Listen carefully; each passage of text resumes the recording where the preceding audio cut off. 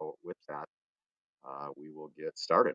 All right, so we're here tonight for the public information meeting for Project 2202, which is the Lewis Street Reconstruction and Utility Relay. And then there are some alley reconstructs that go along with it that we'll talk about in a little additional detail.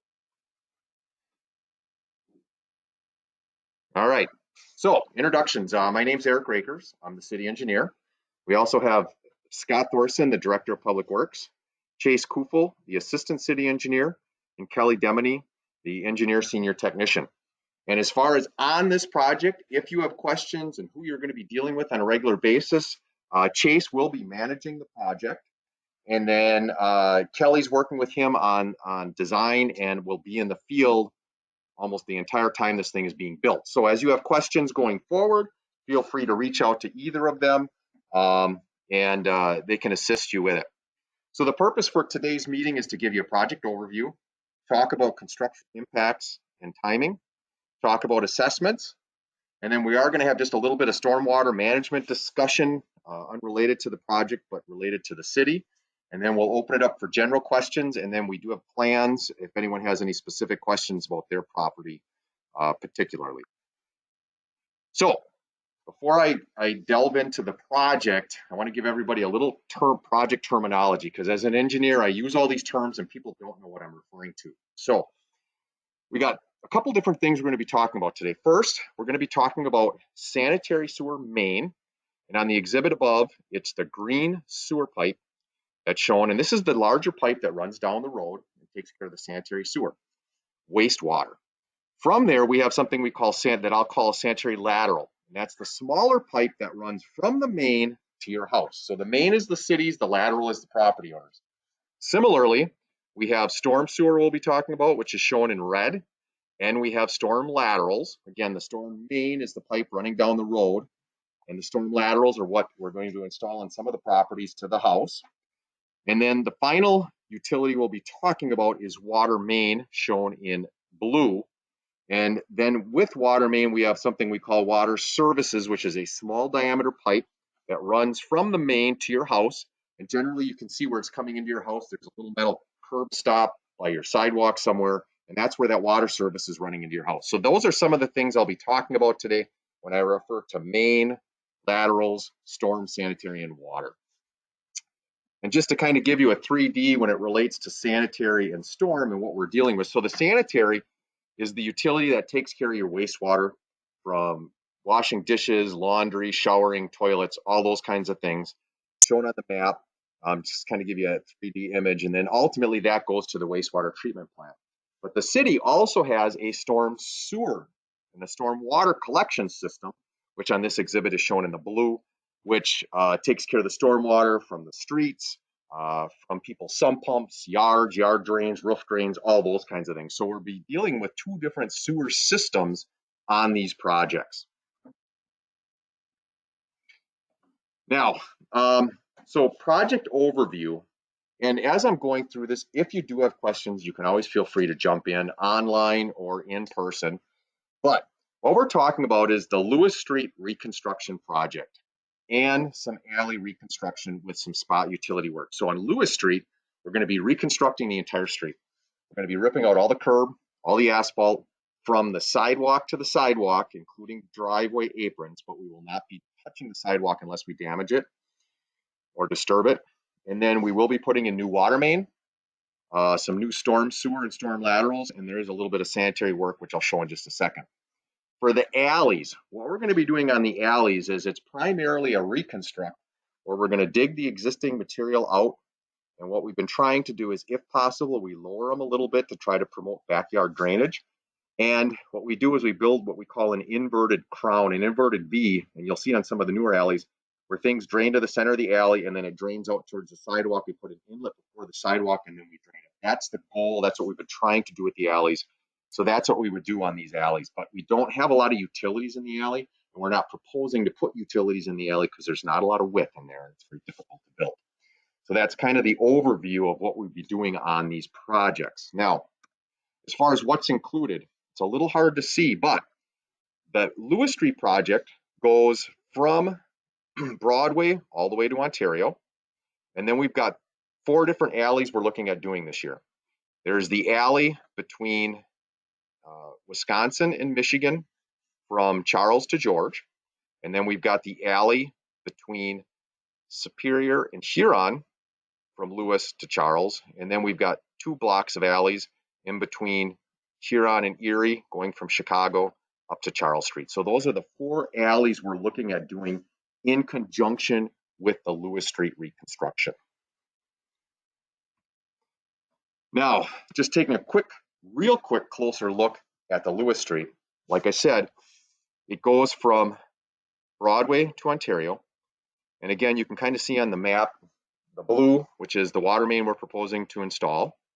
We do have some new storm sewer shown in red, because there is some existing storm out there that we're evaluating capacities and whether we need to replace it or not. And then we are extending a little bit of sanitary.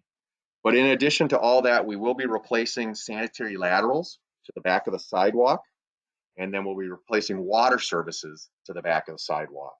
And we're putting in the water services curb stops behind the sidewalk closest to the house and getting things lower. Because if you remember a couple years ago, a 2013-14 winter that we had that was exceptionally cold and we had that frost, people were running water. And I think this is one of the areas. We're lowering our water main and water services so we don't have to deal with that in the future and we have more cover for frost. So that's what we're looking at doing here. And then the one other nuance to this project is we are looking at converting the intersection of Lewis and Broadway into a restricted right turn in off of Broadway and a right turn out onto Broadway, eliminating left turns as you're coming around the roundabout to get into Lewis Street. We've had a lot of issues with people coming around the roundabout and someone's waiting to make a left onto Lewis Street, and it's been creating some issues. So that's one of the things we will be incorporating with this. We'll be working with the fire department to make sure the fire trucks can get out because Lewis Street is their primary access. But that is one change that we're looking at for this project. Now, impacts. With this type of work, whether you're on the alley or in the street, there will be quite a few impacts. Probably more so on Lewis because we've got all the utility work going on. So we will close the road to through traffic. Driveway impacts during utility construction. There'll be minor impacts when we're digging right in front. You won't be able to get in, but by the end of the day, we dig beyond and we'll open your driveways back up. Once we get into the concrete work, where we put the curb and gutter, and then we pour the concrete apron, you're looking at 1 to 2 weeks of driveway closure. Because when we put that concrete in, everything's got to cure, and it takes quite a while, and you got your forming and your prepping. So you're looking at an extended time period. During that time, you will be able to park on the street in front of your property. And even during utility work, if something comes up and you got to park in the street, you can do that. We will work with the police department to notify them so you don't get a ticket. So we will work with you on that. Now, as far as in the alley goes, the alleys aren't quite as bad. When we excavate out, we usually gravel immediately. So by the end of the day, you'll have restrictions during the day, but by the end of the day, you'll be able to drive on that gravel to get in. And then once we do the asphalt work, then there'll be that short period of time because asphalt work goes quick. At the end of the day, you can drive on it. So in the alleys, if there's asphalt work, by the end of the day, you should be able to get on it. The challenge will be when we do the concrete aprons from Lewis Street or Charles or whatever to get into the alley. We'll have to work with the contractor to just try to restrict maybe one side at a time so you'll have to drive in one way and then we'll flop over and pick up the other apron. So that would be the biggest impact. There will be some impacts, but it's not huge like we're pouring concrete. Now, if we disturb you, or if you had concrete, we disturbed it, we had to put concrete in, then you're dealing with a much longer time frame for an impact on the driveway. And again, for Lewis Street in particular, during utility construction, there's going to be segments where their contractor's working and you're not going to be able to drive through. You might need to go loop around and come in from a different direction. For those of you on Lewis Street, there are going to be water outages. You can anticipate 2 to 3 minimum of water outages where you have to shut your water down for a couple hours, do some work, and then turn it back on. We generally do our notifications. We try to do them the day before via a door hanger, knock on the door, drop off a door hanger. However, the water mains in these locations, it's old. That's why it's being replaced. If the water main breaks, we will not have time to notify you. We just shut it down. We fix it, patch it, get it back on, and then continue on our way. And that does happen periodically. So if there's a water main break, we will not be able to give you any advance notification. We're just going to have to fix it because we can't let that go. Now, trees in conflict with utility construction. So, we've got a lot of trees in the city of De Pere. We try to minimize impacts with utilities. In fact, we take our water main, which a lot of times is in the terrace and the grass area behind the curb, and we move it into the street so we don't have to take trees down. However, if the laterals, again, which is that pipe for the sanitary that runs from the main into your house, is underneath a tree, or the water service is underneath a tree, we usually have to take the tree down. We can't not move those utilities because they're there, they're based on gravity. We can't swing them around, particularly the sanitary. So then we have to take trees down. At the end of construction, if we take your tree down, you can always request the city replace it at the city cost, and we will do that. But and again, we do try to minimize them, but there are times, and if you're familiar with Erie Street last year, this 2021 that we just reconstructed, we had to take some trees down. We were in the conflict with utilities, but we do try to minimize it, and we will do the best we can.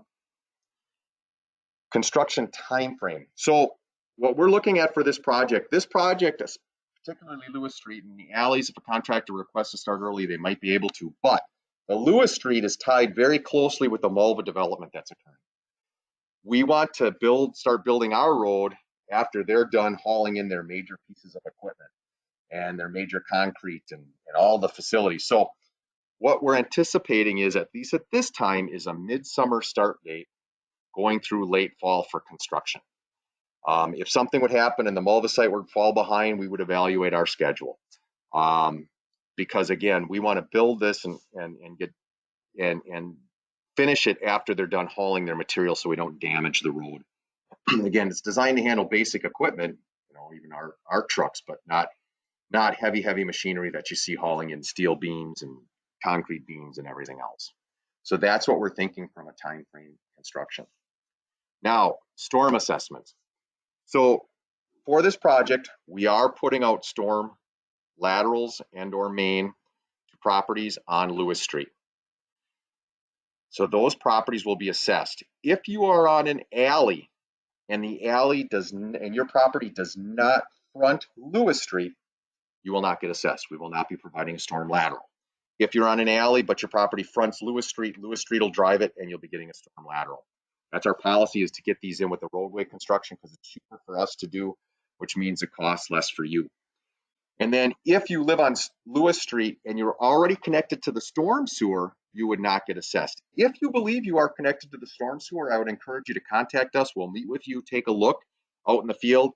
There is some existing storm out there. It is possible you could be connected to the storm sewer, and we will investigate that with you, at which point we would not assess you for a new storm lateral.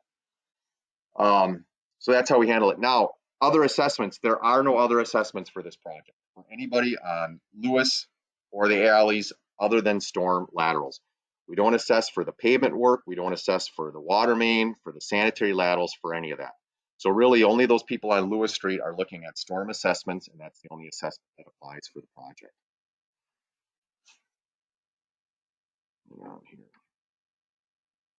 Okay, lateral placement. So you may have questions. Where do I want my storm lateral if I'm getting one? Well, and where do we put it? So what we do is we install the storm lateral from the main, which is the pipe that runs down the road, which is the city. We'll extend it to your property line, which is just beyond the sidewalk. So we'll get it on the back side of the sidewalk closest to your house. And we will provide you with a wood lath so you can mark the location in your yard where you want to place it. We are available. Kelly's available to meet with you and take a look at where he thinks you might want to place it based on where your sump pump is, where your garage is, do you have backyard drain issues, things like that. Because these storm laterals can be used for not only sump pump hookups, they can be used for roof drains, they can be used for backyard drains, because some of these areas do have poor drainage. The backyards are lower than the front yards, and you do get poor drainage in the spring, so you can use it for a yard drain. Now, when you do go to connect, first of all, we will not force you to connect at this point. Only if your sump pump is creating an issue and icing on the sidewalk will we enforce hookup. But otherwise, we don't force you to hook up.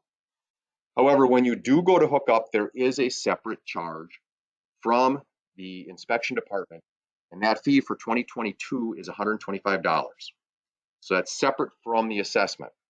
Now you're wondering, what's the assessment? So the estimated assessment for the new storm sewer and or laterals it's based on the property usage. For these, they're all residential, so the assessment's all similar. If you're getting new storm sewer main and a lateral, we're estimating the assessment to be around $2,500. If there's storm main in front of your property and we're only giving you a storm lateral, it's around $1,900. Commercial industrial is dependent on the size, but we don't have any of those in this corridor, so we don't need to worry about that. Now, as far as the assessment goes, if you're listening at home or here and you want to argue about the assessment, I'm really not the person. I'm just presenting the information. This is a formal process, this special assessments, and we will take it to the Board of Public Works for preliminary resolutions and public hearings. We anticipate those happening on March 7th and April 11th, and we will send out additional notification for those being assessed. If you're not being assessed, you will not get another notification for like the alleys. If you're on Lewis Street, you still might get a notification, but if you are hooked up, your assessment will say 0. It will be in the letter. So watch for notices on that in the future. Now, as far as this assessment goes, when do you have to pay it? So we've got a couple different scenarios for payment on this. When we provide the storm lateral, as soon as you hook up to it, the assessment comes due. If you choose not to hook up or you don't have to hook up, you have options. You can wait up to 25 years to pay the assessment, or if you sell the property, whichever occurs first, that's when your assessment comes due. So you could have up to 25 years to pay this assessment. However, if you choose not to pay it, interest does accrue for the first 10 years on an annual basis, but then after 10 years, then there's no interest accrual anymore. That price locks and it stays the same. If you're the type of person that doesn't like interest and you want to get your payments off, if you pay within 30 days of your invoice, then there is no interest. Generally, we invoice these in the October, November timeframe of this year. So it's quite a ways out there yet. But so you have a lot of different options as far as payment goes to make it a little easier for the residents. And this information will be covered again in the letters that we send. So the interest rate, the question is, what is the interest rate? So the interest rate is 1% above what the city has to bond for. And our bond rate is low. It's not what a typical person gets at the bank. So Scott, do you remember what our bond rate was last year? So last year, our bond rate was around 1%, 1.5%. So our interest charge was, then 2 or 2.5%. It's 1% above that. But, interest rates are going up. So that will change. But that would be, you'd get that notification information in your letter. We'll try to give you updates on that because we'll know, because the interest rate gets locked in the future. Participation, I gotta like that. Okay, so that's what I want to talk about projects. Now, I just want to talk to everybody a little bit about stormwater and stormwater management. One thing which we talked about at the beginning and shown in this map, we have two different systems in our city. We have the green, which is the sanitary sewer, which is the wastewater. And this is a map of the city. And the red is the storm sewer. And here's Broadway, here's Ridgeway Boulevard. And you can see this big storm sewer running underneath Ridgeway Boulevard drains directly to the Fox River. So anything that gets dumped in the street, runs off the yard, goes into the catch basin, goes directly to the Fox River and ultimately the Bay of Green Bay. And we as residents can all help a little bit to minimize the impacts that we have on the waterway. Some of the basic things, particularly timely for this time of year, is ice and snow control. If you can get out when it snows and remove your snow in a timely fashion so you don't have to use as much salt. If you do have to use salt, use the bare minimum to get the ice up and make it safe, provide a grit surface, but don't oversalt because the chlorides run to the bay and that does not decompose. That's one of those things that stays out there and is an issue. So we'd encourage you to minimize the amount of salt you use on your sidewalks and driveways and things like that. Next, going to a happier time of year, spring, summer. You know, grass clippings. You know, we all cut grass. Sometimes we blow them in the street. If you blow them in the street, if you can think about, you know, sweeping them up, grass clippings are really high in phosphorus. All that green is good phosphorus. Well, that phosphorus is not good for the bay. In fact, they've got low oxygen zones there in August in particular because of the phosphorus runoff. So one thing you can do is try to minimize the amount of grass that gets out on the street when you're mowing. When you do your first couple of mows, blow it into your yard. And finally, season we just got done with, leaf collection. You know, a couple options as residents, you know, you can mulch it, although with the picture up there, mulching probably isn't a very good option because the leaves are getting so thick. You know, you can compost in your yard. Some people do. Obviously, another one, which the city's really good at doing, is raking to the side of the street and the city picking up. However, with that, and Tony, our street superintendent, does a really good job of getting around the city multiple times so it doesn't kill your grass. We encourage you to keep it on your grass versus in the street. Because if you rake them in the street and it rains, the rain leaches out additional phosphorus and contaminants that go to the Fox River and ultimately the bay. So we'd encourage you to try to keep everything on your terrace and minimize the amount of pollutants. So these are just a couple ideas from a stormwater standpoint. Well, I have an active audience. We like to throw a few plugs in there. Okay, so in closing, the project is 2201. Oh, I'm sorry. Should be 2202. I didn't update it from my one yesterday, but the people are correct. Your primary contact for this job, Chase Kufel. I got these in the correct order. I did update this. Your contact for the field, Kelly Demony. And then if you can't get a hold of either of those, I would be your next contact. If you don't like the answers any of the three of us give you, you go to Scott. So with that, that's all I have for presentation. I do see I need to update my letter because my presentation's a half an hour, 20 minutes to a half an hour versus 15 minutes. But all right, go ahead. Let's go back to that thing where you can't turn left. Yes. Let's talk about That's pretty inconvenient because that's where they come home every single day. it. Me too. Well, okay. Like, So it's not The a alternative is coming around and going down George Street, coming all the way around that. so the question is, if you were paying attention on the line, hopefully I didn't sneak that one by you. We are looking at restricting traffic on Lewis at Broadway to a right in, right out with a small island. And so is that a done deal? I mean, you have the ability to go and discuss that at the board. I don't know how we would do that. This was part of a traffic study that was done. One of the recommendations was to put in that right in, right out. It was done in conjunction. The city required the Mulva group to hire an engineer to do an analysis. I will say that is one of my biggest complaint areas besides the Grant Street corridor with school traffic. That is one of my biggest complaints is people coming off the roundabout. And what happens is you got someone waiting to turn left and you get this whole bunch of movement of traffic because people are getting on and now people are turning, so it makes a mess. And the concern is now we're adding in the Mulva traffic. So that's going to change the dynamics of everything significantly. So anybody can talk about it. You can contact, I guess I'd probably start with your elected officials, your alderpersons, and they can bring it forward. We don't have a formal discussion planned other than the Lewis Street for assessments, which is pretty much related to assessments. But our feeling from a staff level is, yeah, we're proposing to carry that forward. It came from the traffic study. We have concerns with the amount of Mulva traffic that will occur with the development. So really, the only way to get it discussed further is it's been approved by plan commission and the council already, or the site plans, is the elected officials have to bring it back for further discussion.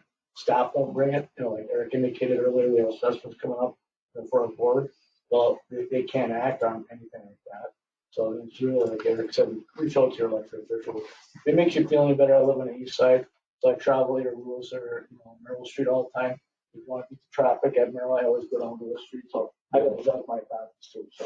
So. But I mean, you're more than welcome, again, to contact your elected officials. Things change. People can get changed. That's why we talk about it here. So from our perspective, yeah, it's a done deal. It's moving ahead. But that's not to say you can't contact your elected officials. things can't Oh, yeah, I moved the couch one from change. here. You know what, to be honest, I think I'm a lot like you. The people in the office, they move things when I'm not here just to mess with me. I'm like, whoa, you just blew up my world. Are there any questions, those on the line or other questions? Otherwise, we can take a look at your alley if you have specific questions here. Those of you at home obviously can't, but if you want to reach out to us, to Chase or to Kelly, I've got their information up there. We're more than happy to meet with any concerns you have, take a look at your property in particular. But if there are any other questions, I'll close the recording and we can meet individually or whatever you'd like.